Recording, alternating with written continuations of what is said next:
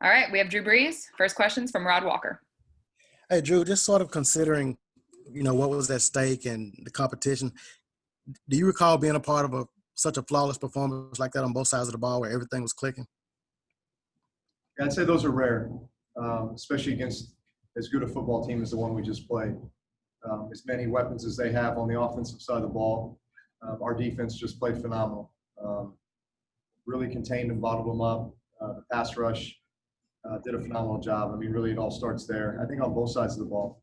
Our offensive line, I'd say the same thing. Just the way they controlled the line of scrimmage the entire game. We played such a great complementary game, I think, offensively. Ran the ball very well against the number one run defense in the league. We're able to find a lot of completions, a lot of first downs, kept moving the chains, scoring touchdowns when we got in the red zone. So, all the way around, it was a really solid performance by the entire team. Next question's from Doug Mouton.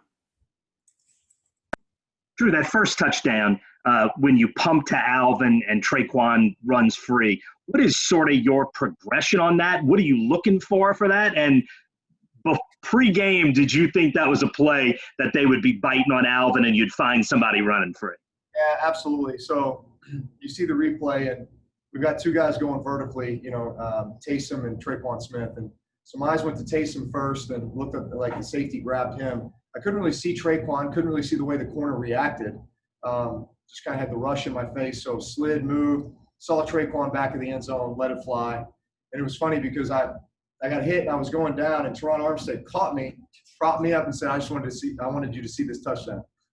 So it's funny how offensive linemen catch that stuff, like they're blocking. And the minute that their guy sees that the ball's been thrown, their guy usually turns around, and then immediately the offensive lineman's eyes go down the field.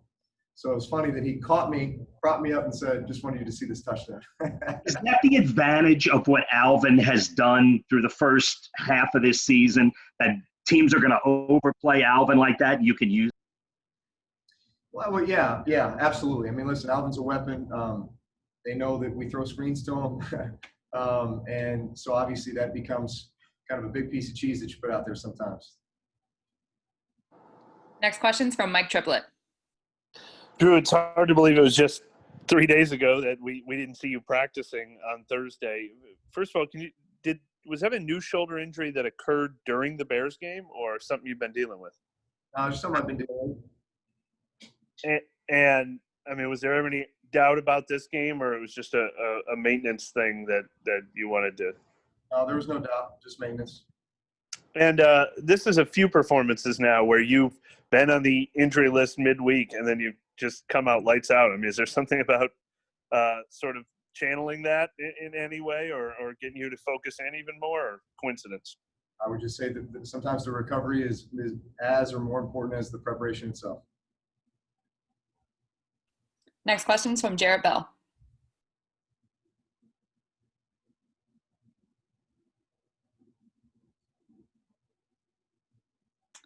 All right, we'll follow up with next questions from Brooke Kirchhoffer. Hey, Drew, what was it like having Michael Thomas back and really just everyone on offense healthy for this game? Listen, it was great. It's great to have everybody back there. I know Mike was excited. I know Emmanuel Sanders was excited. I think, honestly, my biggest thing coming to the game was just to keep those guys just calm, and slowly kind of bring them back into it, and not make it to where it's one of these where all of a sudden expectations are at a certain level and, they're each playing 60 snaps and it's just, too much. So I think, man, the balance of how much those guys played, their production, just kind of getting re-indoctrinated back into it, I thought was perfect. And if I can follow up to that, just the offense as a whole, you're really just able to spread the wealth as far as just the amount of talent you guys have on offense. How big is that at this point in the season?